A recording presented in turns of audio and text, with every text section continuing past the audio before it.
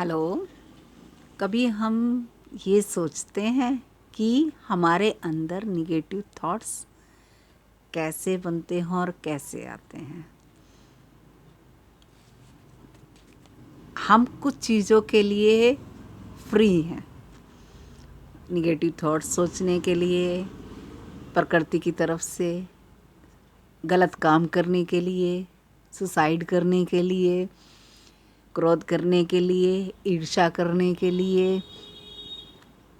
कुछ भी हमारे मन में गलत आराम से आ सकता है, लेकिन हम कुछ चीज़ों के लिए फ्री नहीं हैं। वो हम थॉटलेस होने के लिए फ्री नहीं हैं, अपने माइंड को साइलेंट करने के लिए फ्री नहीं हैं। कभी सोचते हैं क्यों?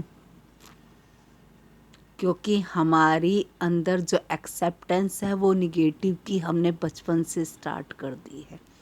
हमने पॉजिटिव की एक्सेप्टेंस करते ही नहीं है। हम कहते हैं नॉर्मल थिंकिंग चल रही है, जिसको हम नॉर्मल थिंकिंग कहते हैं, अलाउ कर देते हैं बड़ी आसानी से।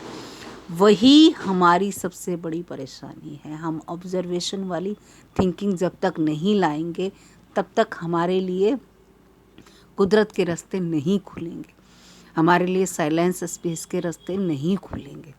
हम क्या करते हैं, जब फ्री हुए क्या करते हैं हम उस दौरान चलो थोड़ी सी मूवी देख लेते हैं, थोड़ा चलो कुछ खा पी लेते हैं। चलो उस टाइम क्या हम अपने माइंड की सफाई के लिए काम करते हैं। जब भी हम फ्री होते हैं, जब हम काम में हैं तब तो हम भर ही रहे हैं उसके अंदर गंदगी। जब फ्री होते हैं तो और ज़्यादा अटेंशन से भरते हैं। फिर जिस तरह का जो चीज़ अंदर जाएगी वही तो बाहर निकलेगी। जैसे ओशो की कल एक कहानी पढ़ रही थी, उसमें ओशो बोलते हैं जैसे अब बाय चांस हमारे घर कोई मेहमान आया है और हम बैठे हैं, हम चाय पी रहे हैं, उसका धक्का हमें लग गया तो क्या होगा?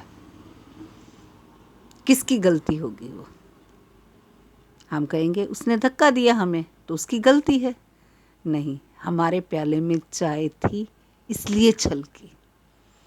हमारे प्याले में वही छलकेगा ना जो परेशानी का धक्का जब लगेगा, जो हमारे अंदर भरा होगा। हमारे अंदर क्या भरा है? जो हम दिन रात बाहर की इम्पल्स से ले रहे हैं, जो हमारे लिए एक्सेप्टेंस है।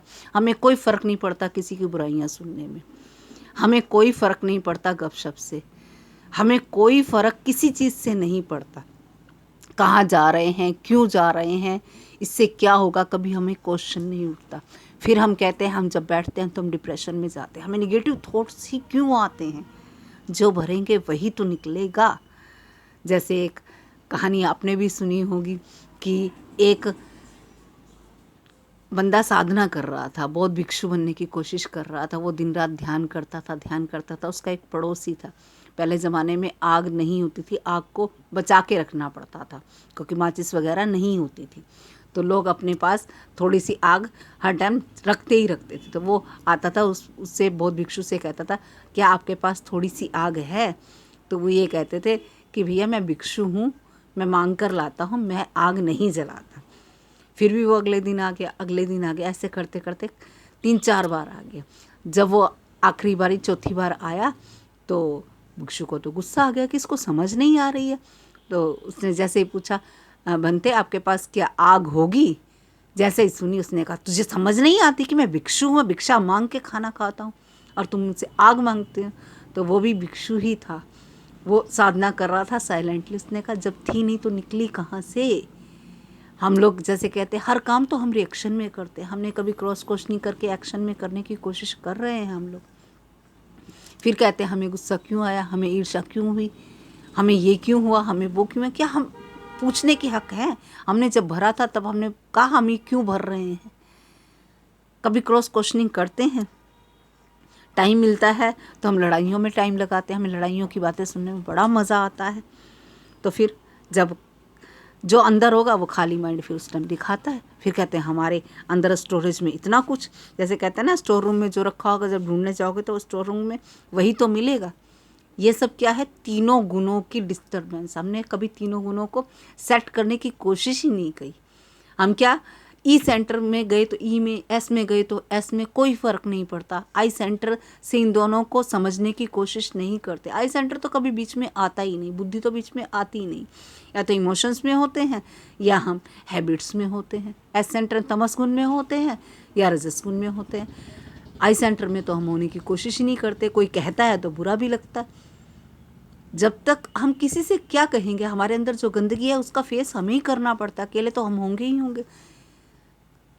तो काम तो हमें तीनों गुणों को सेट कर, इसका रेशो हमें करना पड़ेगा 5:2:1। और अभी क्या है 2:4:4:8।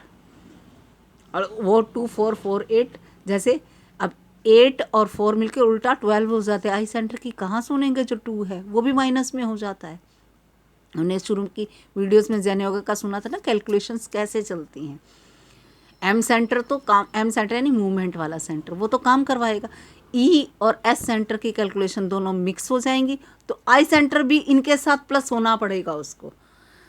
थोड़ी सी तो बुद्धि होती है ना, अगर जो इमोशंस के काम भी करते हैं तो वो भी इमोशंस के साथ नीचे मिल जाती है। जब तक आई सेंटर स्ट्रॉन्ग नहीं होगा तब तक काम नहीं होगा। आज इतना ही, कल फिर बात करते हैं। Thank you.